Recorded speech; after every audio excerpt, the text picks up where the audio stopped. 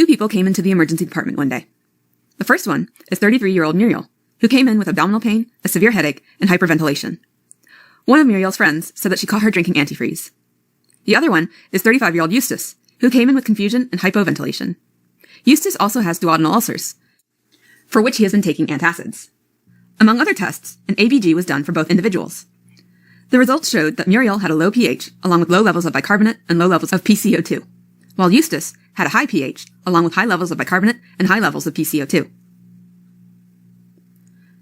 Based on lab results, both individuals seem to have acid-base disturbances. Now, let's go back to the basics for a bit. So, in plasma, you can find carbon dioxide, or CO2, and water, or H2O. They're constantly mixing together in order to make bicarbonate ions, or HCO3-, and hydrogen ions, or H+. Similarly, bicarbonate ions and hydrogen ions can form CO2 and H2O. Now, bicarbonate ions are mostly regulated by the kidney and metabolism, while CO2 is regulated by the lungs. The blood pH, which corresponds to the hydrogen ion concentration, needs to stay in a very narrow range, between 7.37 and 7.42. Basically, the more hydrogen ions, the more acidic the blood is, and the lower the pH. Less hydrogen ions means the blood is more alkaline, and the higher pH. So let's say that bicarbonate ion levels decrease for some reason. In this case, the equation shifts to the right and more bicarbonate and hydrogen ions will be produced, and as a result, the blood becomes more acidic, so pH levels decrease. On the other hand, if bicarbonate levels rise, less hydrogen will be produced and the pH rises. Now, if CO2 increases, then the equation shifts to the right and the pH drops. If CO2 decreases, then the equation shifts to the left and the pH rises. Stay with us here. In practice, the Henderson-Hasselbalch equation is used to calculate the pH based on the bicarbonate and PCO2 values, where PCO2 represents the partial pressure of carbon dioxide. Now, in order not to overcomplicate things here, just remember, if bicarbonate goes up, or if PCO2 goes down, then pH increases. And if bicarbonate goes down, or if PCO2 goes up, then pH decreases. Now let's start talking about acid-base disturbances, which are divided into 4 types: metabolic acidosis, respiratory acidosis, metabolic alkalosis, and respiratory alkalosis.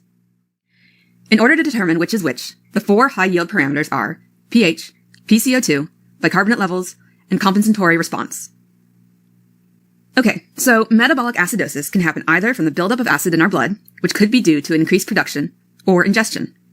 It can also happen because the body can't get rid of it, or from excessive bicarbonate loss from the kidneys or gastrointestinal tract. The main problem with all of this is that they lead to a decrease in the concentration of bicarbonate in the blood, so bicarbonate ion levels will be low, usually less than 20 milliequivalents per liter. Remember this, as it's very high yield. As a result, the pH is lower than 7.35, and as a compensatory response, there's immediate hyperventilation in order to eliminate more CO2. By eliminating more CO2, PCO2 lowers and less hydrogen ions are produced.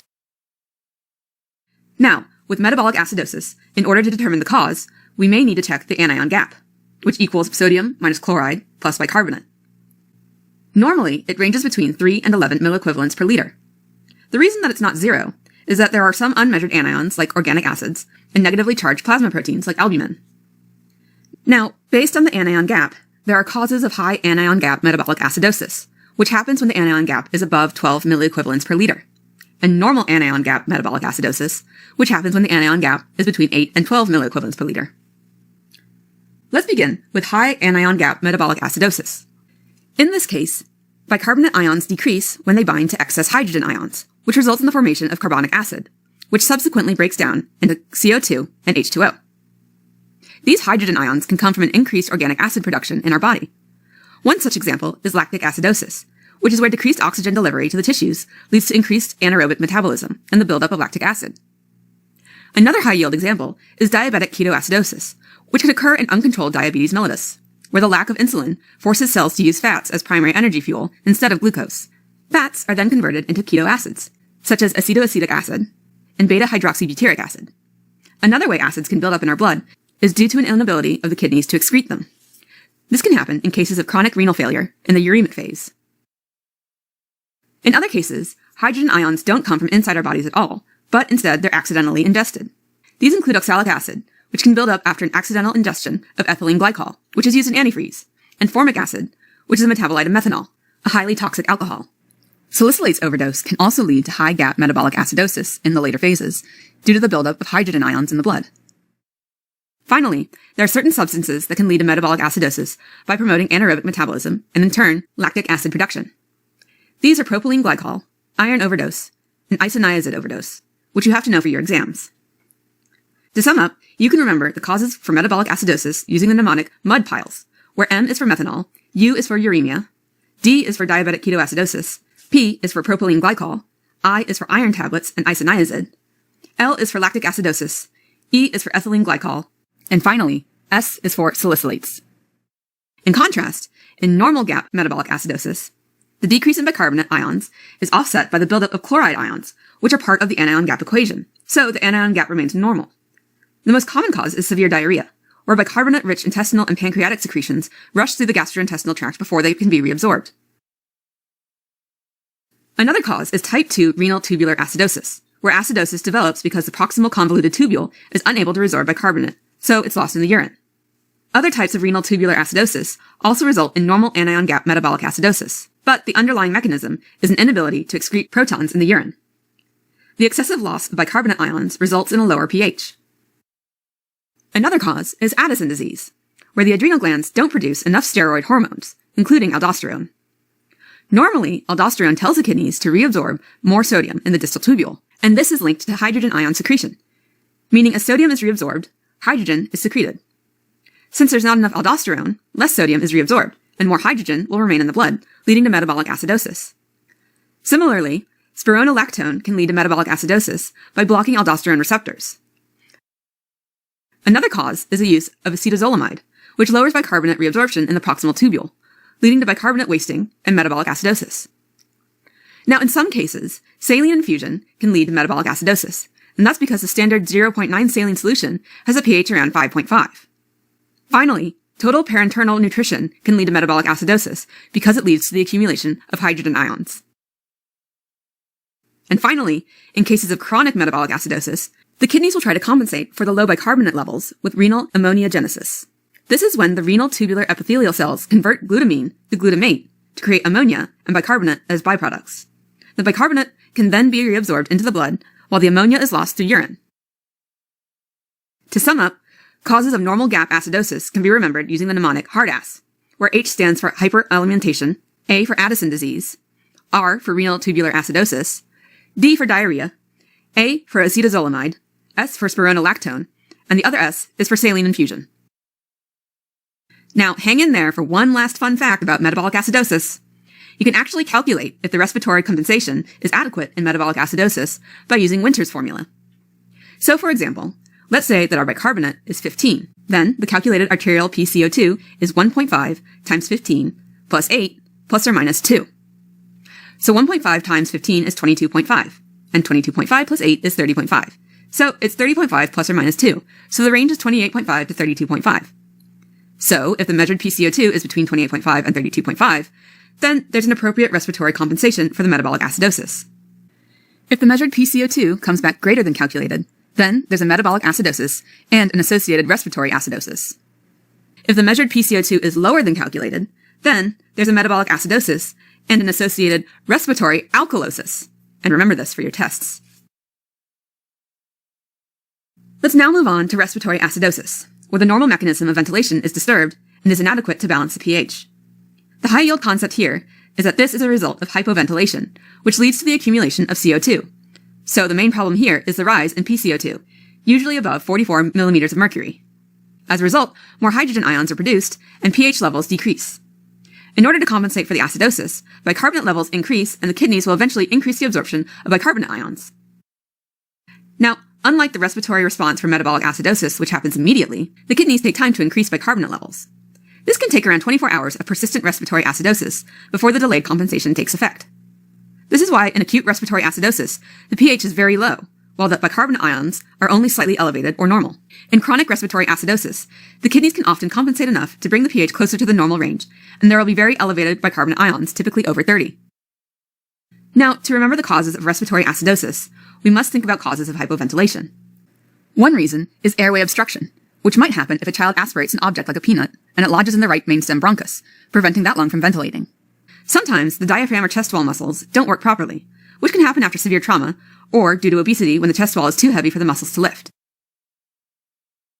There might also be impaired gas exchange between the alveoli and the capillaries. That might happen if alveoli are damaged from chronic obstructive pulmonary disease, or in acute conditions like pulmonary edema. Sometimes the problem isn't in the lungs themselves, but in the respiratory centers of the brainstem. After a stroke or a medication overdose, like with opioids or sedatives, the respiratory centers can slow their rate of firing, so breathing becomes extremely slow or stops entirely. Now, to easily remember the causes of respiratory acidosis, let's imagine a cow that's breathing slowly, as a cow. A for airway obstruction, S for sedative use, A for acute lung disease, C for chronic lung disease, O for opioids, and W for weakening of the respiratory muscles. Now, let's move on to metabolic alkalosis, and the high-yield concept here is that this can typically arise in two ways: loss of hydrogen ions and gaining of bicarbonate ions, or most often, a combination of these two.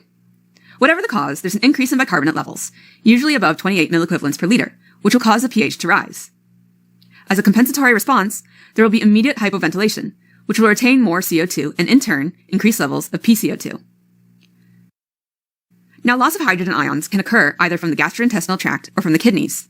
The first case most commonly happens during vomiting, because the gastric secretions are very acidic, meaning that they contain a lot of protons. So, during vomiting, not only is the stomach acid lost, but in addition, the pancreas doesn't secrete bicarbonate into the intestines, and it builds up in the blood instead. Another way that hydrogen ions can be lost is through the urine, in the context of having too much aldosterone hormone, and this is called hyperaldosteronism. Remember, aldosterone causes the kidneys to reabsorb sodium, excrete hydrogen ions, and reabsorb bicarbonate. The result is that the urine becomes more acidic and the blood becomes more alkaline. Moving on, increased bicarbonate ions are usually caused by an increased reabsorption from the kidneys. One way this can happen is volume contraction or excessive loss of extracellular fluids. When a lot of fluid is lost, but not as much bicarbonate ions, we get alkalosis, and this can occur with the use of loop diuretics. The resulting alkalosis is called contraction alkalosis. Now, in other cases, excess bicarbonate ions don't come from within our bodies at all, but are ingested in large amounts, usually in the form of antacids, like sodium bicarbonate. Now, to easily remember the causes of metabolic alkalosis, think LAVA up, where L stands for loop diuretics, A stands for antacid use, V for vomiting, and A up is for aldosterone increase. Finally, with respiratory alkalosis, the normal mechanism of ventilation is also disturbed, but this time, there's hyperventilation, and more CO2 is eliminated through the lungs, and as a result, there's decreased levels of PCO2, usually lower than 36 millimeters of mercury. In turn, pH levels increase, and in order to compensate, bicarbonate levels decrease when the kidneys decrease bicarbonate ion reabsorption. Now, for ventilation to increase, the respiratory centers have to start firing more than usual. This increased firing can be a normal compensatory response, or an abnormal response to a situation that doesn't really call for hyperventilation. Hyperventilation is a normal response to things like hypoxia, which can happen with pulmonary embolism. Another way this can happen is when a person climbs a high mountain, like Mount Everest. This is because, as we climb, levels of oxygen decrease, causing hypoxemia, which triggers hyperventilation. But increased ventilation can be an abnormal response that sometimes happens in situations like anxiety and panic attacks, or in overdoses with salicylates in the early phases. Sometimes a tumor in the brain can stimulate respiratory centers, leading to hyperventilation. Now, to remember the causes for respiratory alkalosis, think past pH. Okay, so P is for panic attacks, A is for anxiety attacks, S is for salicylates, T is for tumor, P is for pulmonary embolism, and H is for hypoxemia. Think about high altitudes here. Alright, as a quick recap. With metabolic acidosis, there's a decrease in bicarbonate ions, which results in a low pH and low PCO2 values, and there's immediate hyperventilation as a compensatory response. With metabolic alkalosis, there's an increase in bicarbonate ions, which results in a high pH and high PCO2 values, and there's an immediate hypoventilation as a compensatory response. With respiratory acidosis, there's an increase in PCO2, which results in a low pH and high bicarbonate ion levels, and to compensate, there's an increased renal bicarbonate ion reabsorption. But this usually takes longer to take effect, so it's delayed. And finally, with respiratory alkalosis, there's a decrease in PCO2, which results in a high pH and a decrease in bicarbonate ion levels, and there's delayed decreased renal bicarbonate ion reabsorption. Now, back to our cases. As we can recall, Muriel came in with hyperventilation, and her ABG showed low pH along with low bicarbonate and low PCO2. Now, her history showed that Muriel drank antifreeze, which we know to contain ethylene glycol, which is an organic acid that causes symptoms like abdominal pain and severe headaches. Now, given the history and the ABG results, Muriel most likely has metabolic acidosis with a high anion gap. This can be confirmed by calculating the anion gap, where we will need an electrolyte panel in order to see what the values of sodium and chloride are. Moving on to Eustace, he came in with hypoventilation, and the ABG showed high pH, along with high bicarbonate and high PCO2. Now, his history is positive for duodenal ulcers being treated with antacids, which we know are a cause of metabolic alkalosis. So given his history and the ABG results, we can say that Eustace has metabolic alkalosis, and he's compensating through hypoventilation.